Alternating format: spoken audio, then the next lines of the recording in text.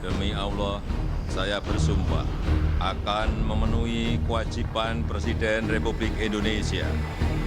Saya bersumpah memenuhi kewajiban Wakil Presiden Republik Indonesia. Kiai-kiai sepuh ya, waktu masih ada Kiai Sahal masih hidup. Ada Kiai Mustafa Bisri juga menimbang melihat madharat dan manfaat. Jelas sekali pilihan presiden langsung itu high cost, terutama cost sosial. Konflik yang sangat mengkhawatirkan, mengancam. Apakah setiap 5 tahun harus seperti itu kita ini? PKS menolak wacana perpanjangan kekuasaan presiden dan wakil presiden 3 periode. PKS menolak wacana pemilihan presiden dan wakil presiden oleh Majelis Permusyawaratan Rakyat dan tetap menginginkan pemilihan presiden dan wakil presiden RI secara langsung oleh rakyat Indonesia seperti selama ini.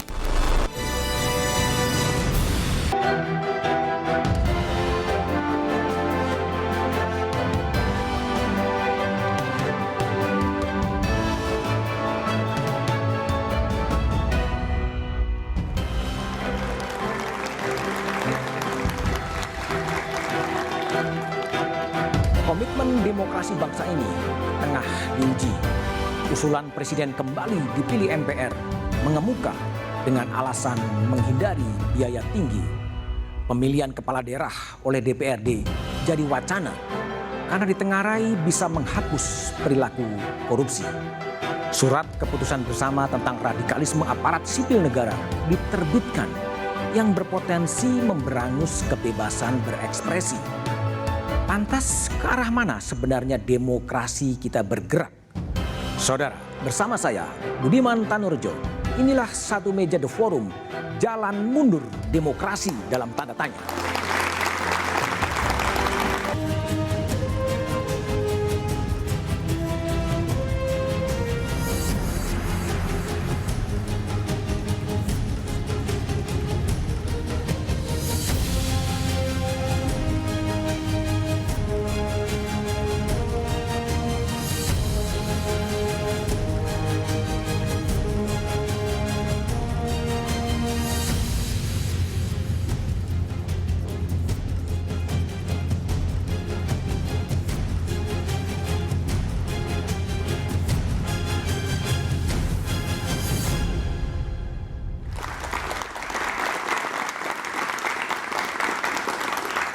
Dua 21 tahun bangsa ini bergerak di jalur demokrasi.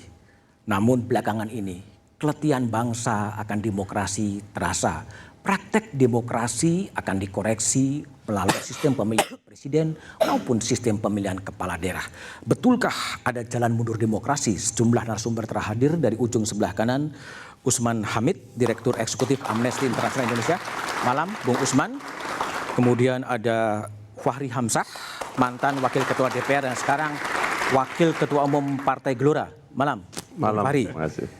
Ada Profesor Dr. Emil Salim, pernah menjabat Menteri di era Orde Baru dan pernah menjabat sebagai mantan Ketua Dewan Pertimbangan Presiden. Malam, Prof. Emil. Ya. Di sebelah kiri saya ada Ketua PBI Nahdlatul Ulama, Kiai Haji Marsudi Rut. Malam, Pak Marsudi. Assalamualaikum warahmatullahi wabarakatuh. Waalaikumsalam. Kemudian ada Zulfan Lindan, politisi dari Partai Nasdem. Malam, Bang Zulfan. Dan ada Wakil Ketua MPR dari PDI Perjuangan, Ahmad Basarah. Malam, Ahmad Basarah.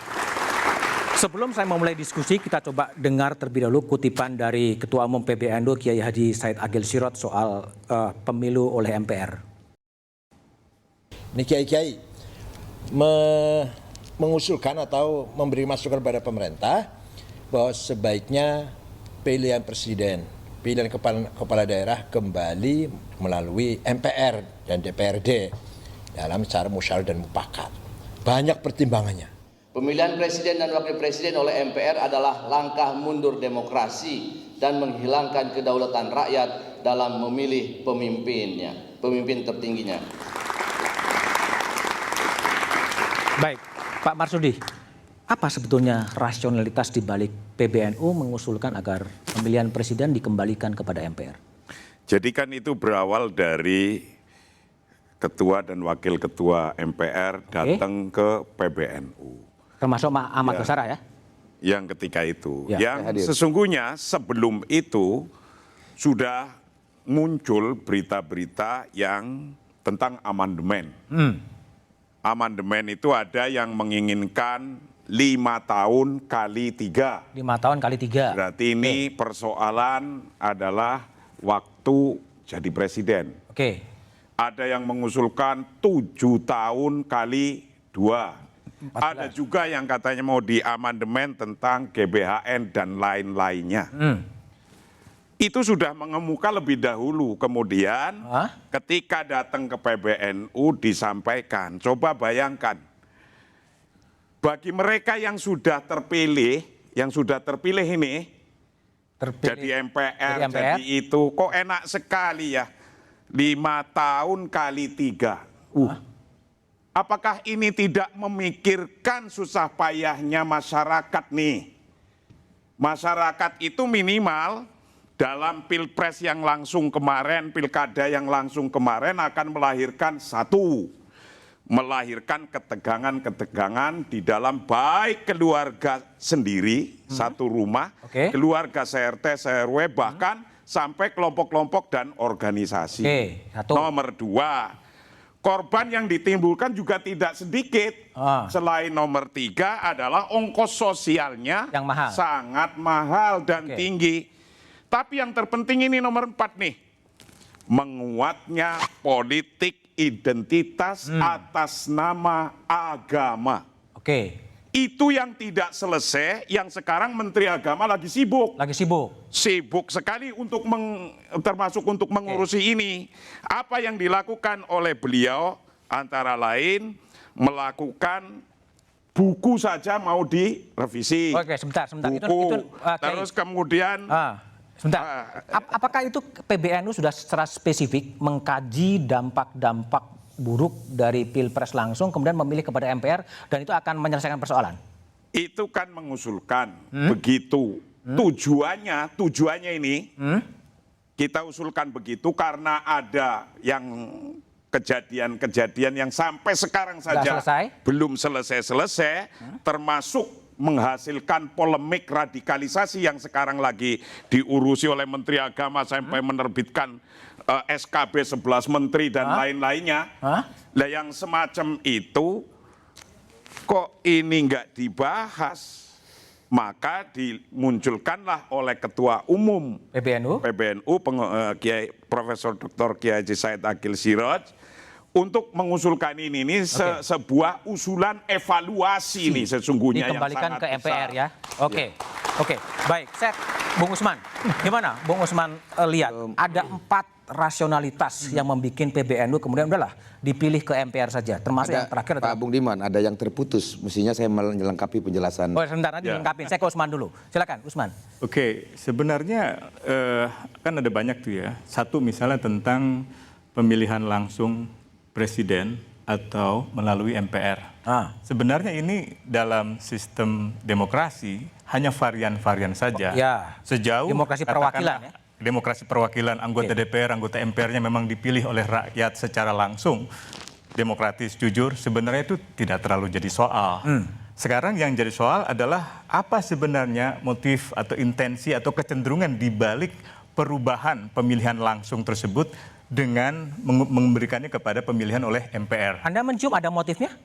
Saya kira kalau dari para analis politik kelihatan mereka memprediksi usaha untuk menggolkan jago-jago politik dari katakanlah partai besar di Indonesia. Kalau dipilih MPR peluangnya lebih besar gitu?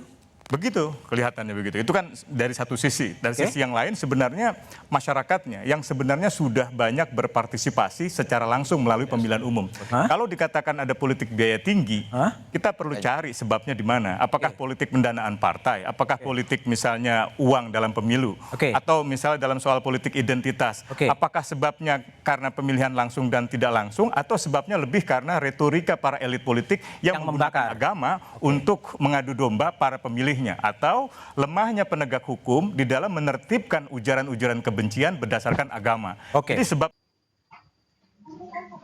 Baik, di sini saya akan mengomentari video tentang demokrasi dan budaya politik di Indonesia. Slide pertama, pengertian demokrasi. Demokrasi adalah sistem pemerintahan yang menempatkan rakyat sebagai pemegang kedaulatan tertinggi.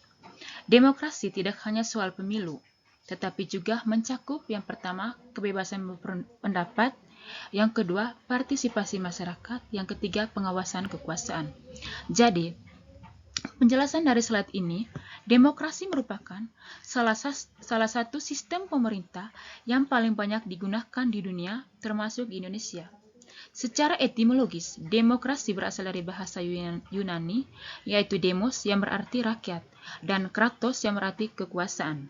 Dengan demikian, demokrasi dapat diartikan sebagai kekuasaan yang berada di tangan rakyat. Dalam sistem demokrasi, rakyat memiliki hak untuk menentukan arah dan kebijakan pemerintah, baik secara langsung maupun melalui wakil-wakil yang dipilih. Demokrasi tidak hanya dimaknai sebagai pelaksanaan pemilihan umum semata. Pemilu memang merupakan salah satu unsur penting demokrasi, tetapi demokrasi memiliki makna yang lebih luas. Demokrasi mencakup penghormatan terhadap hak asasi manusia, kebebasan berpendapat, kebebasan pers, persamaan di hadapan hukum, serta adanya mekanisme kontrol terhadap kekuasaan. Tanpa unsur-unsur tersebut, sebuah negara tidak dapat dikatakan sebagai demokrasi secara substansial. Dalam praktiknya, demokrasi menuntut adanya partisipasi aktif dari masyarakat. Partisipasi ini tidak hanya mewujudkan melalui pemberian suara dalam pemilu, tetapi juga melalui keterlibatan masyarakat dalam diskusi publik, pengawasan terhadap kebijakan pemerintah, serta keberanian menyampaikan kritik dan sarana secara bertanggung jawab. Demokrasi yang sehat adalah demokrasi yang memberi ruang bagi perbedaan pendapat dan tidak membungkungkan suara rakyat. Selain itu, demokrasi juga menuntut adanya aturan hukum yang adil dan ditegaskan secara konsisten. Hukum harus menjadi alat untuk melindungi rakyat, bukan sebagai sarana kekuasaan untuk menekankan masyarakat. Oleh karena itu, demokrasi sangat erat kaitannya dengan prinsip negara hukum. Yang kedua, demokrasi di Indonesia. Indonesia secara konstitusional adalah negara demokrasi Undang-Undang 1945. Demokrasi Indonesia dijalankan melalui pemilihan umum, lembaga perwakilan rakyat, kebebasan pers. Namun, praktik demokrasi belum sepenuhnya ideal, karena masih dipengaruhi budaya politik lama. Jadi, penjelasan dari demokrasi Indonesia yaitu Indonesia secara konstitusional merupakan negara demokrasi. Hal ini ditegaskan dalam Undang-Undang Dasar Negara Republik Indonesia tahun 1945, khususnya pada pasal 1 ayat 2 yang menyatakan bahwa kedaulatan berada di tangan rakyat dan dilaksanakan menurut Undang-Undang Dasar. Pernyataan ini menjadi dasar bahwa seluruh penyelenggaraan pemerintah harus berpijak pada kehendakan rakyat. Sejak kemerdekaan, Indonesia telah mengalami berbagai dinamika dalam pelaksanaan demokrasi. Demokrasi Indonesia tidak selalu berjalan mulus. Pada awal kemerdekaan, Indonesia sempat menerapkan demokrasi parlementer. Kemudian, pada masa Orde Lama dan Orde Baru, praktik demokrasi cenderung menyimpangkan karena kekuasaan terpusat dan kebebasan rakyat dibatasi. Reformasi tahun 1998 menjadi titik balik penting bagi demokrasi Indonesia. Pasca Reformasi Indonesia mengalami perkembangan demokrasi yang signifikan. Pemilihan umum dilaksanakan secara langsung, bebas, dan rahasia. Rakyat memiliki hak untuk memilih presiden, anggota DPR, DPD, dan kepala daerah. Kebebasan pers semakin terbuka dan masyarakat memiliki ruang yang lebih luas untuk menyampaikan aspirasi. Namun demikian, demokrasi di Indonesia masih menghadapi berbagai tantangan. Demokrasi seringkali hanya dipahami sebagai prosedur formal, seperti pemilu 5 tahunan tanpa disertai pemahaman mendalam tentang nilai-nilai demokrasi. Praktik politik uang, konflik kepentingan, serta rendahnya kualitas partisipasi politik masih menjadi masalah yang menghambat kualitas demokrasi. Oleh karena itu, demokrasi Indonesia perlu terus diperkuat, tidak hanya melalui perbaikan sistem dan regulasi, tetapi juga melalui pembentukan budaya politik yang demokratis di tengah masyarakat. Yang berikut, pengertian budaya politik. Budaya politik adalah sikap, nilai, dan pola perilaku masyarakat terhadap politik dan kekuasaan. Budaya politik memengaruhi cara masyarakat. Yang pertama, menyikapi pemerintah. Yang kedua, berpartisipasi dalam politik. Yang ketiga, memahami hak kewajiban sebagai warga negara. Jadi penjelasannya, budaya politik merupakan konsep penting dalam memahami bagaimana demokrasi berjalan dalam suatu negara. Budaya politik dapat diartikan sebagai pola, sikap, nilai, kepercayaan, dan orientasi masyarakat terhadap sistem politik dan kekuasaan. Budaya politik mencerminkan bagaimana masyarakat memandang pemerintah, hukum, serta peran mereka sendiri dalam kehidupan politik. Budaya politik terbentuk melalui proses panjang yang dipengaruhi oleh sejarah, pendidikan di lingkungan sosial, agama, dan pengalaman politik masyarakat. Oleh karena itu, budaya politik setiap negara berbeda-beda. Budaya politik tidak dapat berubah secara instan karena berkaitan dengan berpikir dan kebiasaan yang telah mengakar. Dalam konteks demokrasi, budaya politik memiliki peran yang sangat penting. Demokrasi tidak akan berjalan dengan baik jika masyarakat tidak memiliki kesadaran politik, tidak peduli terhadap kebijakan publik, atau cenderung pasif. Sebaliknya, budaya politik yang sehat akan mendorong masyarakat untuk aktif, kritis, dan bertanggung jawab dalam kehidupan bernegara. Budaya politik menentukan kualitas hubungan antara rakyat dan pemerintah. Jika budaya politik masyarakat cenderung kritis dan partisipatif, maka pemerintah akan lebih berhati-hati dalam menjalankan kekuasaan. Namun, jika budaya politik masyarakat cenderung pasif dan patuh tanpa kritik, maka kekuasaan berpotensi disalahgunakan. Dengan demikian, budaya politik merupakan fondasi penting bagi keberlangsungan demokrasi. Tanpa budaya politik yang mendukung nilai-nilai demokrasi, sistem demokrasi hanya akan berjalan di permukaan. Yang berikut, jenis-jenis budaya politik di Indonesia. Indonesia memiliki budaya politik campuran, yaitu budaya politik parokial. Masyarakat kurang terhadap politik. Politik dianggap jauh dari kehidupan sehari-hari. Yang kedua, budaya politik subjek.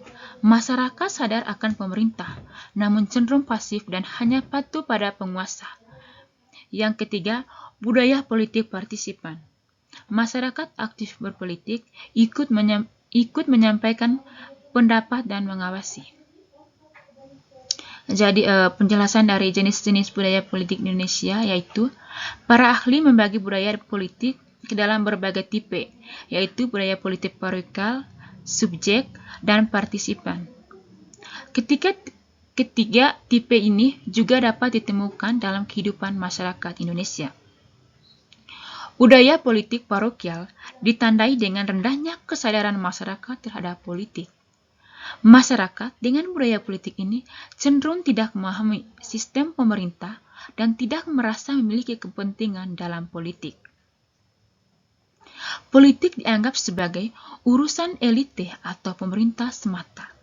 Di Indonesia, budaya politik parokial masih ditemukan di daerah-daerah tertentu, terutama yang akses pendidikan dan informasi politiknya masih terbatas.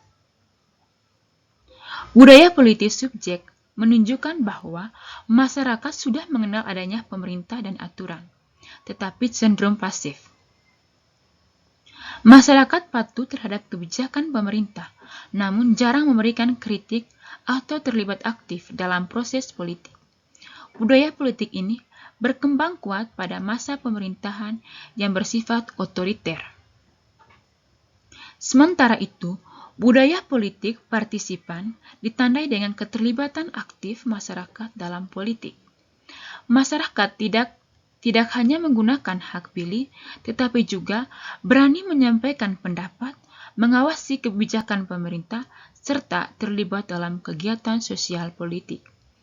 Budaya politik partisipan merupakan tipe budaya politik yang paling mendukung demokrasi.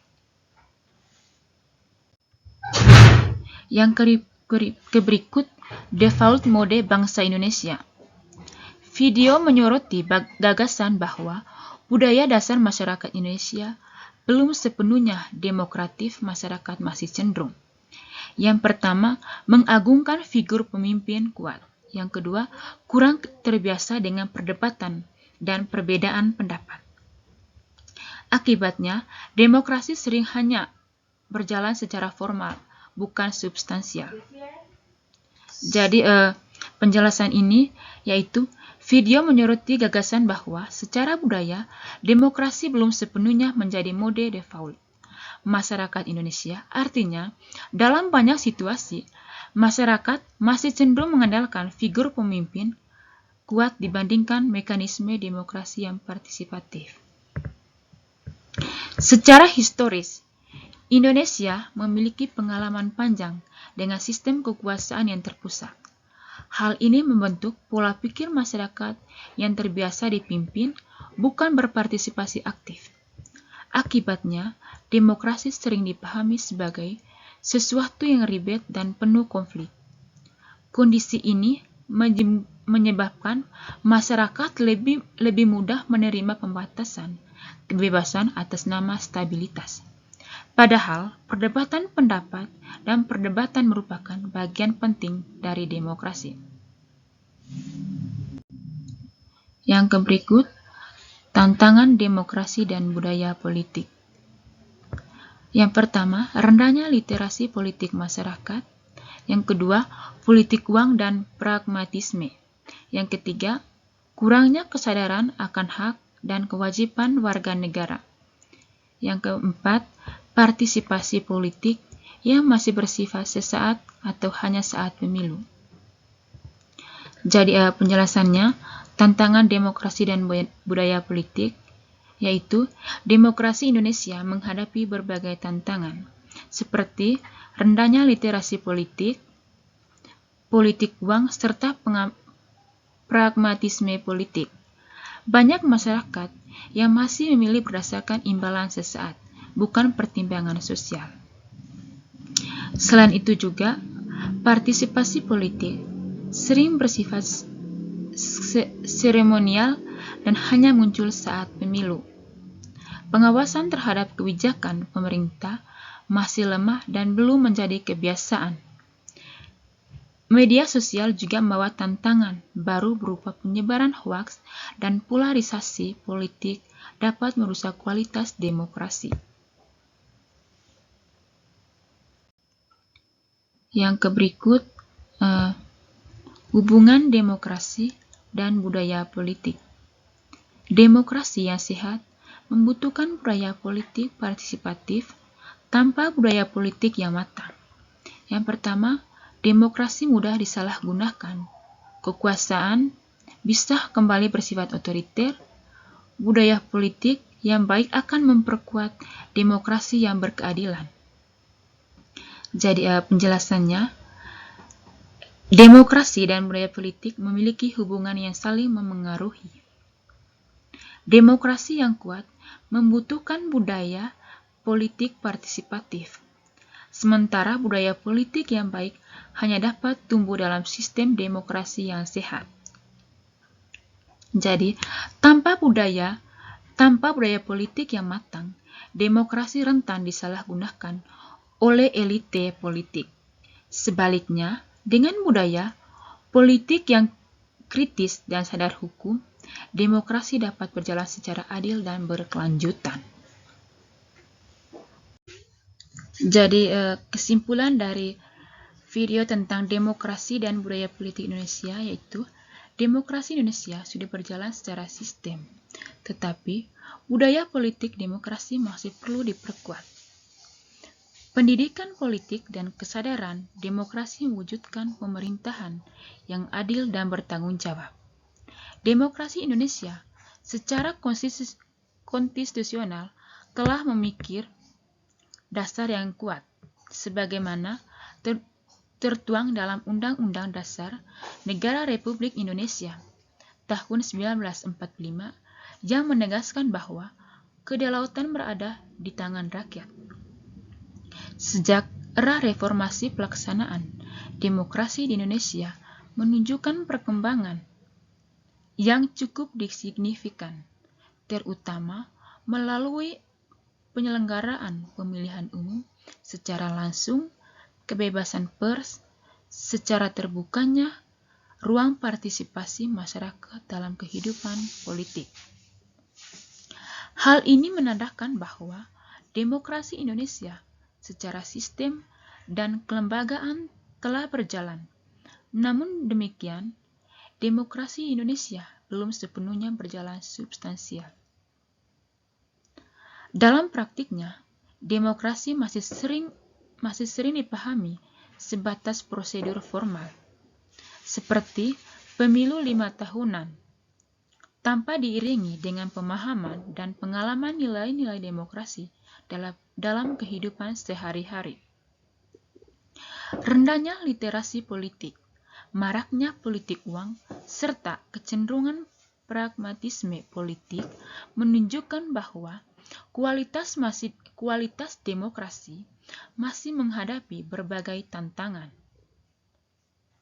Budaya politik memiliki peranan sangat penting dalam menentukan kualitas demokrasi di Indonesia. Budaya politik masyarakat Indonesia masih bersifat campuran, yaitu parokial, subjek, dan partisipan. Di satu sisi, terdapat kelompok masyarakat yang sudah aktif dan kritis dalam berpolitik. Namun, di sisi lain, masih banyak masyarakat yang bersikap pasif, apatis, atau hanya patuh pada kekuasaan tanpa pengawasan yang memadai. Kondisi ini menunjukkan bahwa budaya politik partisipatif belum sepenuhnya menjadi karakter utama masyarakat Indonesia. Selain itu, secara historis dan kultural, masyarakat Indonesia masih cenderung mengandalkan figur pemimpin yang kuat dibandingkan mekanisme demokrasi yang menekankan partisipatif dan musyawarah yang setara. Hal ini menyebabkan demokrasi sering dianggap sebagai proses yang rumit dan penuh konflik, sehingga tidak jarang muncul keinginan untuk kembali pada pola-pola kepemimpinan yang sentralistik. Pandangan seperti ini menunjukkan bahwa demokrasi belum sepenuhnya menjadi atau kebiasaan dalam kehidupan politik masyarakat.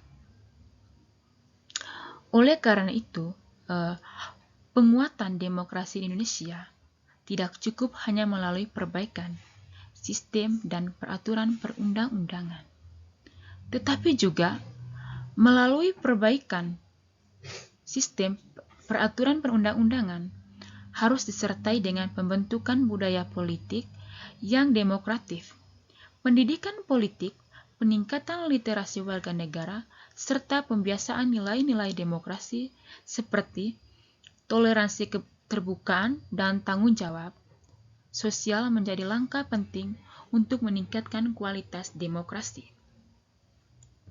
Dengan demikian, dapat disimpulkan bahwa demokrasi Indonesia masih berada dalam proses pematangan. Demokrasi telah berjalan secara institusional, namun masih membutuhkan dukungan budaya politik yang partisipatif, kritis, dan sadar akan hukum agar demokrasi benar-benar berfungsi untuk mewujudkan keadilan, kesejahteraan, dan kedaulatan rakyat secara nyata.